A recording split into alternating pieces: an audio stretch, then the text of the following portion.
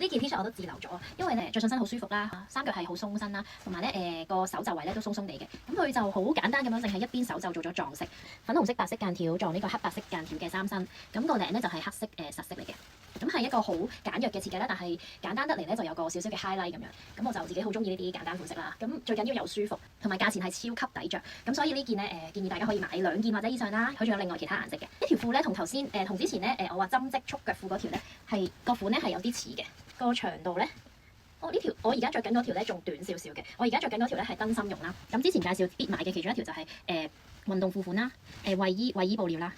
咁講舒服咧，其實着起咧呢條都好舒服喎。佢個腳咧係比嗰條運動褲再闊少少嘅。呢個係似一條闊腳啲嘅褲啦。咁同埋佢個束腳位咧都係闊少少嘅，佢唔會箍住咁樣嘅。咁着上去都好好睇喎。